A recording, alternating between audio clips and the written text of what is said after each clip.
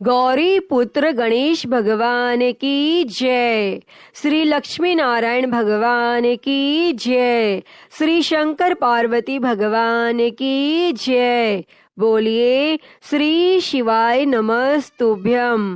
प्रिय भक्तजनों, आप सभी को पौष पूर्णिमा की हार्दिक शुभकामनाएं। भक्तजनों, आज इस वीडियो में आप सभी पौष पूर्णिमा की व्रत कथा सुनेंगे। तो आप सभी भक्तजन बड़ी ही श्रद्धा, ध्यान पूर्वक और प्रसन्नचित्त मन से इस कथा को पूरा अवश्य सुनिएगा। तो सभी प्रेम से बोलिए श्री लक्ष्मी नारायण भगवान की जय। प्राचीन कथा के अनुसार एक बार एक गांव में गरीब ब्राह्मण का परिवार रहता था। उसके परिवार में वह, उसकी पत्नी और एक पुत्री थी। समय के साथ साथ पुत्री बड़ी हो रही थी और उम्र बढ़ने के साथ साथ पुत्री में स्त्रियोचित गुणों का भी विकास हो रहा था। और ब्राह्मण की पुत्री बहुत ही सुंदर, संस्कारवान और गुणवान थी। लेकिन ब्राह्मण गरीब था, इसीलिए उसका विवाह नहीं कर पा रहा था। तब एक दिन की बात है कि उस ब्राह्मण के घर एक साधु आते हैं और जब वे उस कन्या के सेवा भाव को देखते हैं तो काफी प्रसन्न हो जाते हैं और उस कन्या को लंबी आयु का आशीर्वाद देते हुए कहते हैं कि इस कन्या की हथेली में विवाह की रेखा नहीं है। और तब यह सुनकर ब्राह्मण ने उस साधु से पूछा कि ऐसा क्या किया जाए कि जिससे कन्या का विवाह हो जाए। तब साधु ने काफी देर विचार किया और बताया कि थोड़ी दूर एक गांव में धोबिन जाति की सोना नाम की महिला अपने बेटे और बहू के साथ रहती है, जो बहुत ही संस्कार संपन्न और पति परायण है। और यदि आपकी बेटी उसकी सेवा करती है तो सोना महिला इसकी मांग में अपनी मांग का सिंदूर लगा दे तो उससे इसकी शादी हो सकती है। और साधु ने यह भी बताया कि वह महिला कहीं भी आती जाती नहीं है। तब यह बात सुनकर ब्राह्मण अपनी बेटी से धोबिन की सेवा करने के लिए कहता है।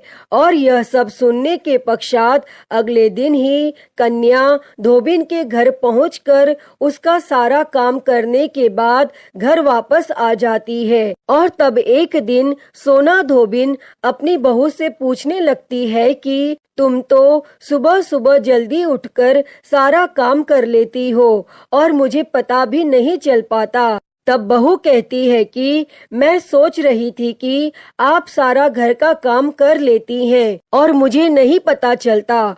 अब दोनों सास बहू यह सोचने लगती है कि यदि हम घर का काम नहीं कर रहे तो घर का काम कौन करके चला जाता है।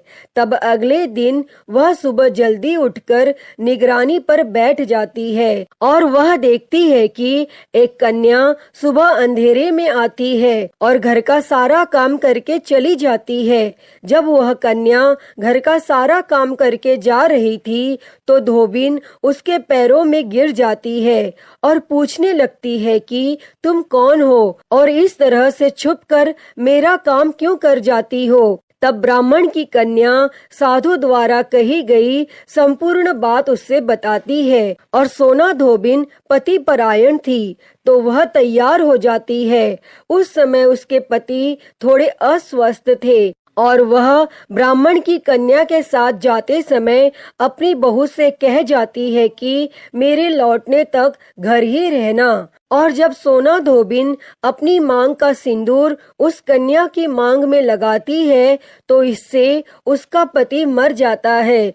और जैसे ही यह बात धोबिन को पता चली तो वह घर से यह सोचकर चलती है कि कहीं रास्ते में पीपल का पेड़ मिलेगा तो उसे भौंरी देकर और परिक्रमा करने के पश्चात ही वह जल ग्रहण करेगी, क्योंकि वह घर से निर्जला ही चली थी। और उस उस दिन सोमवती अमावस्या का दिन था। तब ब्राह्मण के घर पहुंचने के पश्चात उसने पूरे पकवान नहीं खाए।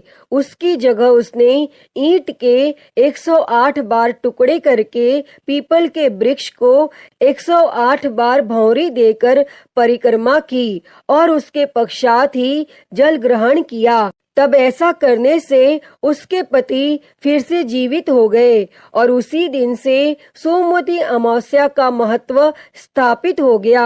पीपल के वृक्ष में देवों का वास होता है और जो भी व्यक्ति इस अमावस्या के दिन व्रत कथा को ध्यान से सुनता है अथवा पढ़ता है, भगवान निश्चित ही उसकी सभी मनोकामनाएं पूरी करते हैं। इसीलिए सोमवती अमावस्या के दिन से शुरू करके जो व्यक्ति हर अमावस्या के दिन भौंरी देता है उसके सुख और सौभाग्य में वृद्धि होती है।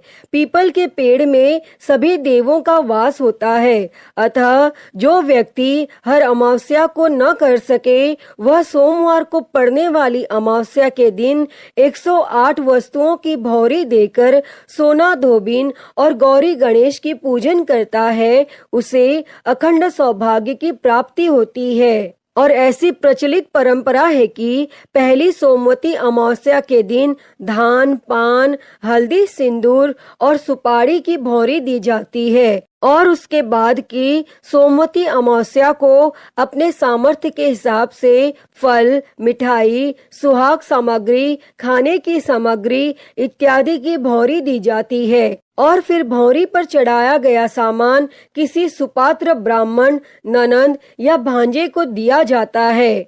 अतः हे शंकर पार्वती भगवान जी, इस कथा को कहते, सुनते और हुंकारा भरते सभी पर सदैव अपनी कृपा बनाए रखना, सभी को अखंड सुहाग देना।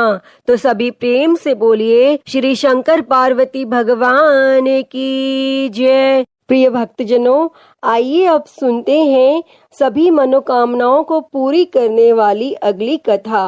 द्वापर युग में यशोदा माँ ने भगवान श्री कृष्ण से कहा, हे कृष्ण, तुम सारे संसार के उत्पन्न करता, पालनहारी और संहार करता हो। आज मुझे कोई ऐसा व्रत बताओ जिसको करने से मृत्यु लोक में भी स्त्रियों को विधवा होने का भय न रहे तथा यह व्रत सभी मनुष्यों की मनोकामना पूर्ण करने वाला हो। तब भगवान श्री कृष्ण कहने लगे, हे माता, तुमने अति सुंदर प्रश्न किया है। मैं तुम्हें ऐसे एक व्रत के बारे में विस्तार से बताता हूँ। सौभाग्य की प्राप्ति के लिए स्त्रियों को 32 पूर्णिमा व्रत करना चाहिए। इस व्रत को करने से स्त्रियों को सौभाग्य की प्राप्ति होती है। यह व्रत अत्यंत सौभाग्य देने वाला और भगवान शिव के प्रति भक्ति को बढ़ाने वाला है। तब यशोदा जी कहने लगी, हे कृष्ण, प्रथम इस व्रत को मृत्यु लोक में किसने किया था और इसके विषय में विस्तार से मुझे बताओ। तब भगवान श्री कृष्ण कहने लगे, इस भूमंडल पर अनेक प्रकार के रत्नों से परिपूर्ण कांतिका नाम की एक नगरी थी। वहाँ चंद्रहास्य नामक राजा राज्य करता था और उसी नगर में धनेश्वर नाम का एक ब्राह्मण रहता था और उसकी पत्नी सुशीला अति रूपवती थी। दोनों ही उस नगरी में बड़े प्रेम से रहते थे। घर में धन धान्य आदि की कोई कमी नहीं थी, परंतु उनको बहुत बड़ा दुख था कि उनकी कोई संतान नहीं है। एक समय एक बड़ा योगी उस नगरी में आया। वह योगी उस ब्राह्मण के घर को छोड़कर अन्य सभी घरों से भिक्षा लेकर भोजन किया करता था। वह रूपवती से कभी भिक्षा नहीं लेता था।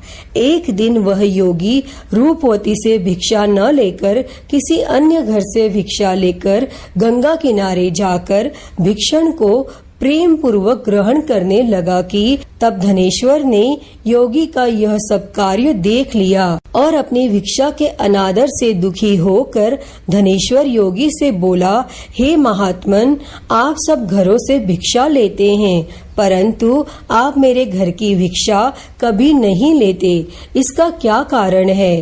तब योगी ने कहा, निसंतान घर की भीख पतितों के अन्न के तुल्य होती है, और जो पतितों का अन्न खाता है वह भी पतित हो जाता है।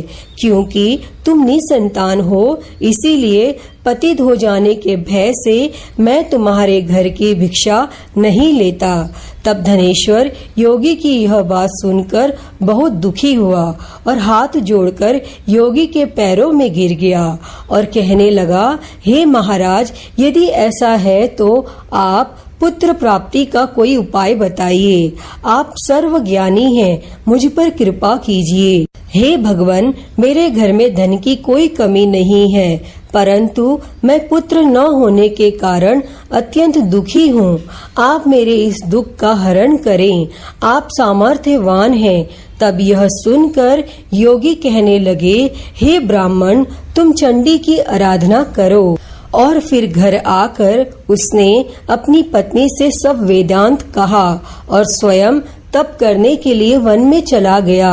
और वन में जाकर उसने चंडी की उपासना की तथा उपवास किए। तब माता चंडी ने 16वें दिन उसको स्वप्न में दर्शन दिया और कहा, हे धनेश्वर, जा, तेरे घर पुत्र होगा, परंतु वह 16 वर्ष की आयु में ही मृत्यु को प्राप्त हो जाएगा। यदि तुम दोनों पति पत्नी 32 पूर्णमासियों का व्रत विधि पूर्वक करोगे तो वह दीर्घायु हो जाएगा। जितनी तुम्हारी सामर्थ्य हो, आटे के दिए बनाकर शिवजी भगवान का पूजन करना, परंतु पूर्णमासी के व्रत 32 होने चाहिए। और प्रातः काल होने पर इस स्थान के समीप तुम्हें एक आम का वृक्ष दिखाई देगा। उस पर चढ़कर तुम एक फल तोड़कर शीघ्र ही अपने घर चले जाना और अपनी पत्नी से सब वेदांत कहना। ऋतु स्नान के पश्चात वह स्वच्छ होकर श्री शंकर भगवान का ध्यान करके उस फल को खा लेगी। तब शंकर भगवान की कृपा से उसको गर्भ हो जाएगा। और फिर जब वह ब्राह्मण प्रातः काल उठा तो उसने एक स्थान के पास ही आम का वृक्ष देखा, जिस पर एक अत्यंत सुंदर आम का फल लगा हुआ था। उस ब्राह्मण ने उस आम के वृक्ष पर चढ़कर फल को तोड़ने का प्रयत्न किया, परंतु वृक्ष पर कई बार प्रयत्न करने पर भी वह चढ़ नहीं पाया। तब उस ब्राह्मण को बहुत चिंता हुई और फिर वह विघ्न विनाशक श्री गणेश भगवान की वंदना करने लगा कि हे दयानिधे, अपने भक्तों के विघ्नों का नाश करके उनके मंगल कार्य को करने वाले, दुष्टों का नाश करने वाले, रिद्धि सिद्धि प्रदान करने वाले, आप मुझ पर कृपा करके इतना बल दें कि मैं अपने मनोरथ को पूरा कर सकूं। और फिर इस प्रकार गणेश जी की प्रार्थना करने पर उनकी कृपा से धनेश्वर वृक्ष पर चढ़ गया और उसने सुंदर आम के फल को तोड़ लिया। और धनेश्वर ने सोचा, जो वरदान से फल मिला था वो यही है और कोई फल तो दिखाई नहीं दे रहा। तब उस धनेश्वर ब्राह्मण ने जल्दी से घर जाकर अपनी पत्नी को वह फल दे दिया और उसकी पत्नी ने अपने पति के कहे अनुसार उस फल को खा लिया और वह गर्भवती हो गई। और देवी जी की असीम कृपा से उसे एक अत्यंत सुंदर पुत्र उत्पन्न हुआ, जिसका नाम उन्होंने देवीदास रखा। माता पिता के हर्ष और शोक के साथ वह बालक शुक्ल पक्ष के चंद्रमा के भांति अपने पिता के घर में बड़ा होने लगा और माँ भवानी की कृपा से वह बालक बहुत ही सुंदर, सुशील और विद्या पढ़ने में बहुत ही निपुण हो गया। तब माता दुर्गा जी के आज्ञा अनुसार उसकी माता ने 32 पूर्णमासी का व्रत रखना आरंभ कर दिया, जिससे उसका पुत्र बड़ी आयु वाला हो जाए। और 16वां वर्ष लगते ही देवीदास के माता पिता को बड़ी चिंता हो गई कि कहीं उनके पुत्र की इस वर्ष में मृत्यु न हो जाए। इसीलिए उन्होंने अपने मन में विचार किया कि यदि यह दुर्घटना उनके सामने हो गई तो वो कैसे सहन करेंगे। इसीलिए उन्होंने देवीदास के मामा को बुलाया और कहा, हमारी एक बहुत बड़ी इच्छा है कि देवीदास 1 वर्ष तक काशी में जाकर विद्या का अध्ययन करे और उसको अकेला भी नहीं छोड़ना चाहिए। इसीलिए साथ में तुम चले जाओ और 1 वर्ष के पश्चात इसको वापस ले आना। तब सब प्रबंध करके उसके माता पिता ने काशी जाने के लिए देवीदास को एक घोड़े पर बिठाकर उसके मामा के साथ भेज दिया। परंतु यह बात उसके मामा या किसी और को नहीं बताई। तब धनेश्वर तथा उसकी पत्नी ने अपने पुत्र की मंगल कामना और दीर्घ आयु के लिए माँ भगवती दुर्गा की आराधना और पूर्णमासियों का व्रत करना आरंभ कर दिया और इस प्रकार बराबर 32 पूर्णमासी के व्रत को उन्होंने पूरा किया। और कुछ समय पश्चात एक दिन वह मामा और भांजा मार्ग में रात बिताने के लिए किसी गांव में ठहरे हुए थे और उस दिन उस गांव में एक ब्राह्मण की अत्यंत सुंदर, सुशील और गुणवंती कन्या का विवाह होने वाला था, जिसमें धर्मशाला के अंदर वर और उसकी बारात ठहरी हुई थी। और उसी धर्मशाला में देवीदास और उसके मामा भी ठहरे हुए थे। संयोगवश कन्या को तेल आदि चढ़ाकर मंडप आदि का कार्य किया गया तो लग्न के समय वर को धनुर्वात हो गया। इसीलिए वर के पिता ने अपने कुटुंबियों से विमर्श करके यह निश्चय किया कि यह देवीदास मेरे पुत्र जैसा ही सुंदर है और मैं इसके साथ ही लग्न करवा दूं और बाद में विवाह के अन्य कार्य मेरे लड़के के साथ हो जाएंगे। ऐसा सोचकर देवीदास के मामा से जाकर बोला कि तुम थोड़ी देर के लिए अपना भांजा हमें दे दो, जिससे विवाह के लग्न का सब कार्य सुचारू रूप से हो सके। तब देवीदास का मामा कहने लगा, जो कुछ भी वधू पक्ष से कन्यादान के समय वर को मिले वह सब हमें दे दिया जाए तो मेरा भांजा इस बारात का दूल्हा बन जाएगा। फिर यह बात वर के पिता ने स्वीकार कर लेने पर उसने अपना भांजा वर बनने के लिए भेज दिया और उसके साथ सब विवाह कार्य विधि पूर्वक संपन्न हो गए। और पत्नी के साथ वह भोजन करने लगा तो अपने मन में सोचने लगा कि न जाने यह किसकी स्त्री होगी, और वह एकांत में यही सोच सोचकर श्वास छोड़ने लगा और उसकी आंखों में आंसू भी आ गए। तब लड़की ने पूछा, क्या बात है, आप इतने उदासीन व दुखी क्यों हो रहे हैं? तब उसने सब बातें जो कि वर के पिता और उसके मामा में हुई थी लड़की को बता दी। तब कन्या कहने लगी, यह ब्रह्म विवाह के विपरीत कैसे हो सकता है? देव, ब्राह्मण और अग्नि के सामने मैंने आपको ही अपना पति माना है, इसीलिए आप ही मेरे पति हैं और मैं आपकी ही पत्नी रहूंगी, अन्य किसी की कदापि नहीं। तब देवीदास ने कहा, ऐसा मत करिए, क्योंकि मेरी आयु बहुत कम है और मेरे पश्चात आपकी क्या गति होगी, इन बातों को अच्छी तरह विचार कर लो। परंतु वह दृढ़ विचारों वाली लड़की थी। वह बोली, जो आपकी गति होगी वही मेरी गति होगी। हे स्वामी, आप उठिए और भोजन कीजिए, आप निश्चय ही भूखे होंगे।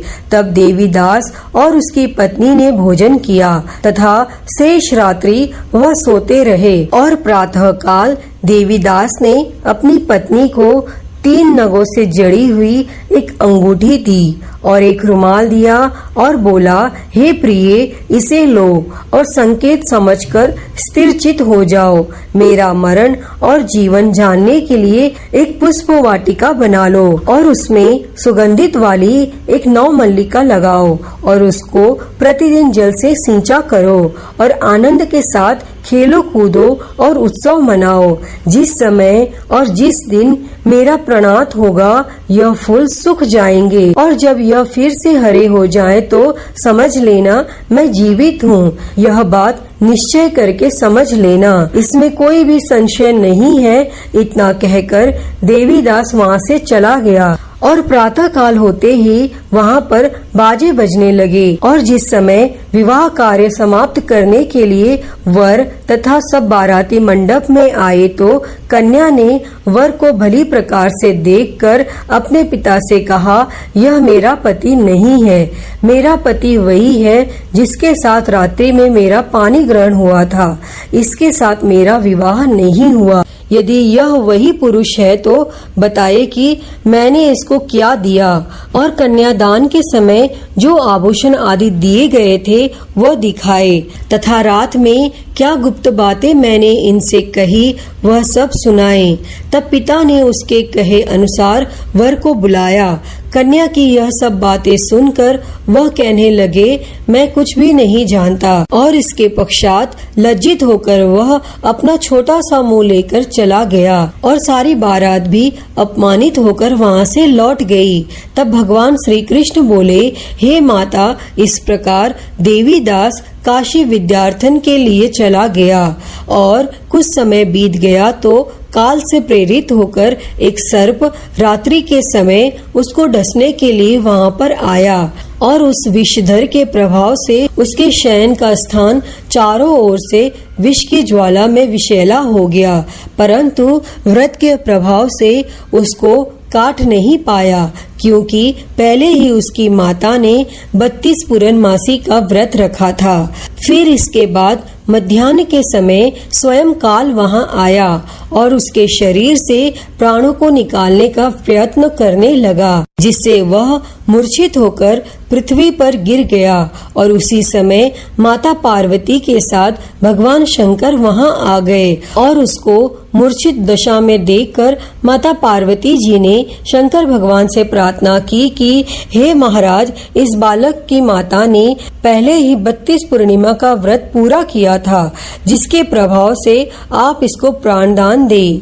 तब माँ भवानी के कहने पर भक्त वत्सल भगवान शिव जी ने उसको प्राण दान दे दिया और इस व्रत के प्रभाव से काल को भी पीछे हटना पड़ा और देवीदास स्वस्थ होकर बैठ गया। और उधर उसकी पत्नी उसके काल की प्रतीक्षा किया करती थी। जब उसने देखा उस पुष्प वाटिका में पुष्प कुछ भी नहीं रहे तो उसको अत्यंत आश्चर्य हुआ, लेकिन जब वह जैसे ही हरे भरे हो गए तो वह जान गई कि अब उसका पति ठीक ठाक है, वह जीवित हो गया है। यह देखकर वो बहुत ही प्रसन्न हो उठी और अपने पिता से कहने लगी, पिताजी, मेरे पति जीवित हैं, आप उनको ढूंढिए। और फिर जब 16वां वर्ष व्यतीत हो गया तो देवीदास भी अपने मामा के साथ काशी से चल दिया।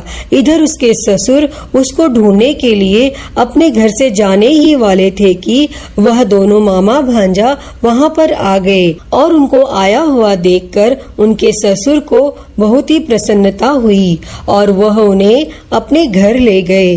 उस समय नगर के निवासी भी वहां इकट्ठे हो गए और सबने निश्चय किया कि अवश्य ही इसी बालक के साथ कन्या का विवाह हुआ था। और उस बालक को कन्या ने जब देखा तो पहचान लिया कि यह तो वही है जो संकेत करके गया था। तब उपरांत सब कहने लगे, भला हुआ यह आ गया, और सब नगर वासियों ने आनंद मनाया। और फिर कुछ दिनों बाद देवीदास अपनी पत्नी और मामा के साथ अपने ससुर के घर से बहुत सारे उपहार लेकर अपने माता पिता के घर की तरफ प्रस्थान किया।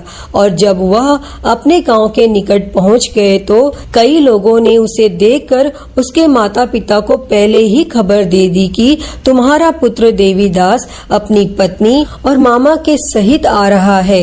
तब ऐसा समाचार सुनकर माता पिता को विश्वास नहीं हुआ, परंतु जब और लोगों ने भी यही बात आकर उन्हें बताई तो उनको बड़ा आश्चर्य हुआ।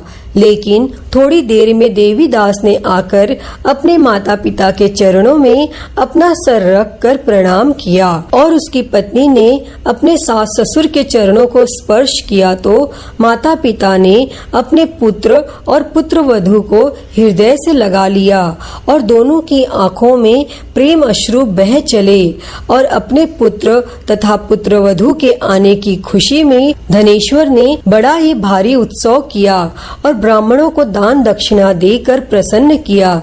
तब भगवान श्री कृष्ण कहने लगे, इस प्रकार धनेश्वर 32 पूर्णमासियों के व्रत के प्रभाव से पुत्रवान हो गया।